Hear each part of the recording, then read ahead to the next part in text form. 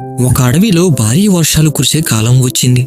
అప్పుడు ఒక చిన్న పక్షి కష్టపడి చిన్న చిన్న పుల్లలు గడ్డితో ఒక చెట్టు కొమ్మపై తన కోసం చాలా అందమైన గూడు కట్టుకుంది. అదే చెట్టు దగ్గర ఒక కోతి వర్షంలో తడుస్తూ చలికి వణుకుతూ కూర్చొని ఉండటం ఈ పక్షి కనిపించింది. ఎందుకంటే ఆ కోతి తన కోసం ఎటువంటి నివాసాన్ని ఏర్పాటు చేసుకోలేదు. తన గూటిలో సుఖంగా ఉన్న పక్షికి కోతిని చూసి జాలి వేసింది.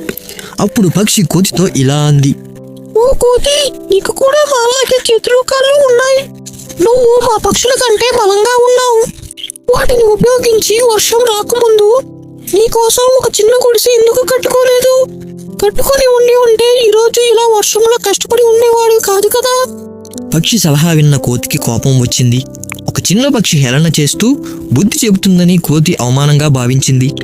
ఆగ్రహంతో ఊగిపోయిన కోతి వెంటనే చెట్టు ఎక్కి పక్షి కష్టపడి కట్టుకున్న గూడును పీకి కింద పడవేసింది. ఈ కథ నుండి నేర్చుకోవాల్సిన నీతి ఏమిటంటే, మూర్ఖులకు లేదా మొండివారికి నీతులు చెప్పడానికి ప్రయత్నించకూడదు.